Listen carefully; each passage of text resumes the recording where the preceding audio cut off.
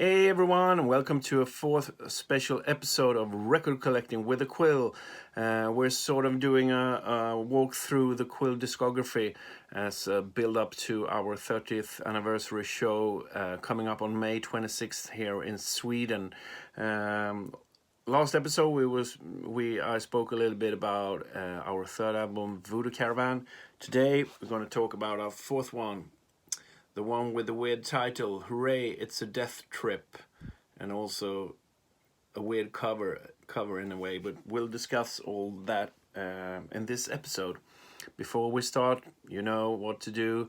Make sure you subscribe and hit that little notice bell and share with your friends.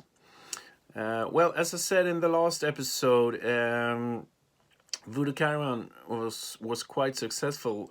We sold quite a lot of records. But we didn't tour that much. We didn't tour at all, really. We did like special shows and some festivals here and there.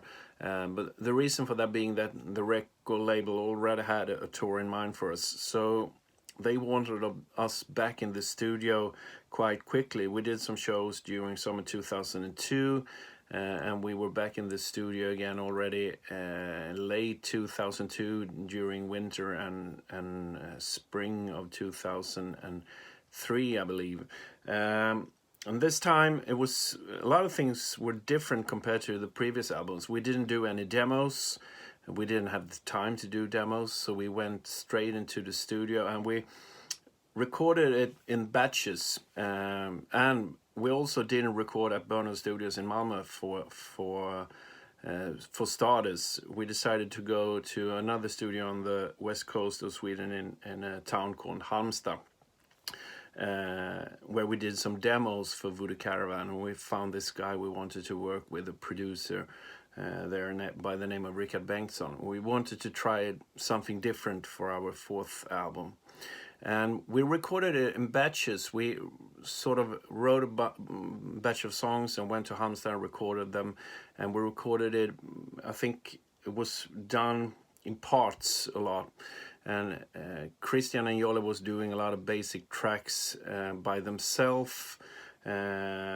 And I was busy at the time also, both with Firebird. I played with Firebird and also Spiritual Beggars at the same time. So it was really hectic. And as I said, we didn't really have that much time to reflect on what we were writing. We were writing quickly. But I think we were really focused since we knew about this tour coming up and we sort of had to deliver the goods. So all in all, it went rather smooth doing the basic tracks. As I said, Christian and Jolle was doing, they went and just recorded drums and with a sort of a guide guitar.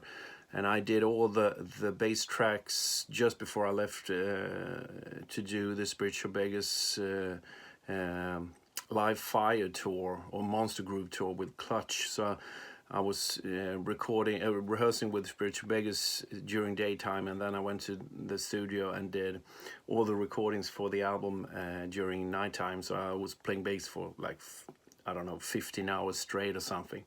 But it was good. I was really in the zone, so to say.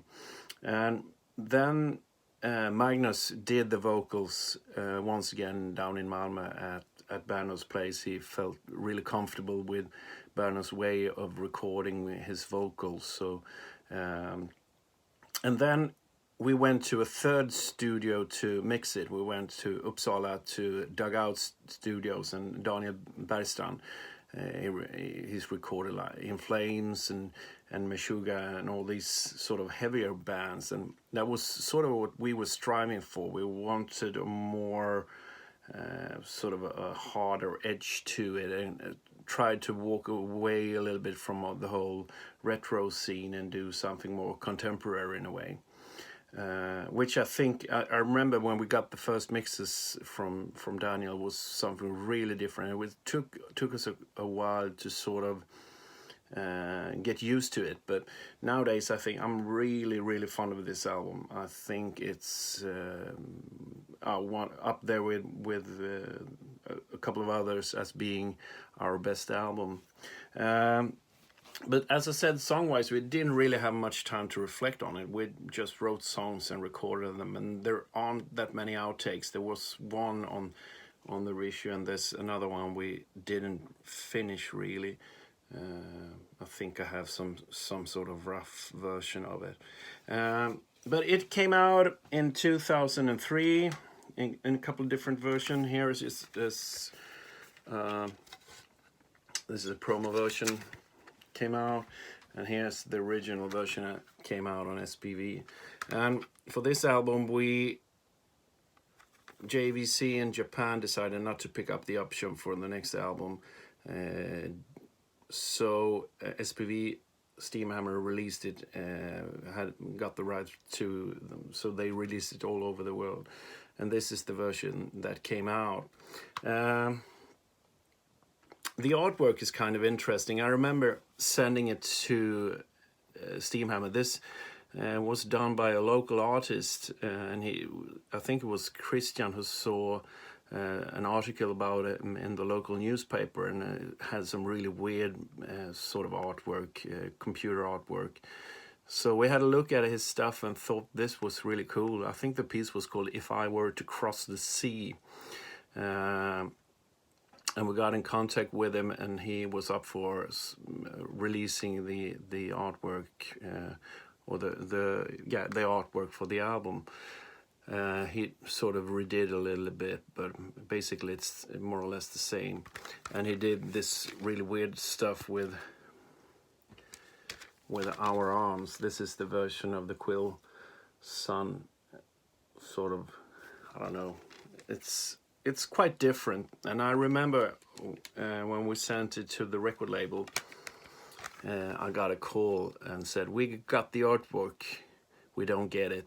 They didn't really get it at all, and it took us quite a bit of persuasion to get them to buy it. And I remember we had the Audioslave album as sort of a reference, and sort of the whole Hypnosis artwork, their way of doing things, and finally they bought it. But I can see nowadays it's a little bit weird, and I think maybe some people were sort of, it really doesn't reflect maybe the music in a way, but I think it's cool and it's different.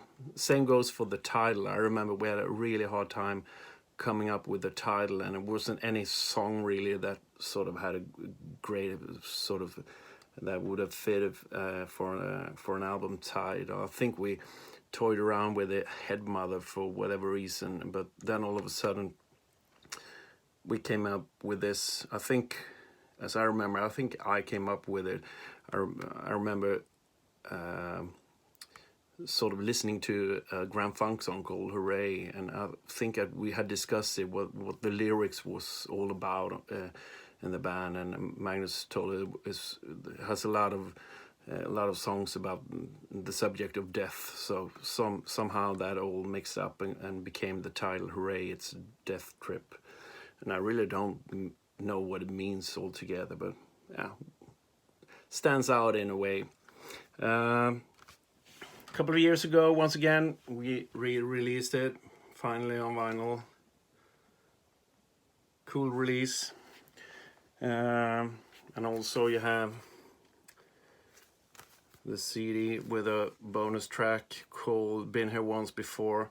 There was another track called Shine, sort of a really down-tuned blues that I don't think we finish it at all. I sort of have a rough take of it, but I don't think it was never finished. Released, got great reviews. We did tons of press for it, and then we went on tour in the spring of 2004 with Monster Magnet and Glucifer from Norway, and I think we did something like 45 dates in almost 20 countries over a 2-month period. Had a time of our lives. Great bands, both of them got along great with them, and played to full houses all over Europe. and it was the best of times, sharing a bus with all the guys, and we had a crew. I think one sound guy, one lightning guy, one tour manager, and one bus driver. So we were this small gathering, traveling all around the Europe, just enjoying everything and the sights and sounds, and yeah, just having a good time in all. Is there any other great stories? Yeah, there's a fun story I got to tell you. But as I said, we were doing a lot of recordings to ourselves, and Christian was in Halmstad doing guitar tracks and ended up finishing really late Sunday. I think it was past midnight, and he was supposed to be back at work Monday morning, and drove home really tired. He had recorded songs, recorded guitar all weekend. And somewhere in the middle of the dark forests of Småland where we live, he didn't see a roundabout. So he drove straight over it with his car and sort of almost crashed it into pieces because he was so tired. So it was a close call. I think the car was quite beaten up, but he managed to get out of it in one piece, luckily. But that's something I don't know. It's comical in a way, but it's also a little bit frightening. But we were working really hard, and this is a story we always talk about between the four of us. When Christian came flying home from the studio, and the car just poof, went over the turnabout. Roundabout, it's called. Turnabout, roundabout. Yeah, it's getting late here, so I'm a little bit tired. Yeah, all in all, as I said, a great album. I want to hear, what are your favorite tracks? Mine, well, there's tons of songs I like on this one. Hammerhead, for instance, is one I'm really fond of. I like Come With May, American Powder, of course. I like Man Post, Handful of Flies. Yes, so many great songs on this one. But I want to know, what are your favorite ones, and what do you think about Hooray, It's a Deathtrip? Is it a cool album, or please write your opinion down below. And I'll post a Spotify link as well, so you can listen to it if you haven't heard it. Make sure you follow us on social media. It's TheQuillSweden, TheQuillSweden. A lot of fun stuff coming up soon. The exhibition, the anniversary show, and there was tons of more stuff to come in the future. So make sure you follow us. Next episode is going to be a little bit special. I think I'll do 2 in 1, because we're coming up to 2 albums that I didn't participate in, but I will try to talk a little bit about them anyway from my perspective. So next episode is going to be In Triumph and Full Circle, the 5th and 6th album in our career. But that's the next episode. Thanks for watching, and see you all again soon. Bye for now.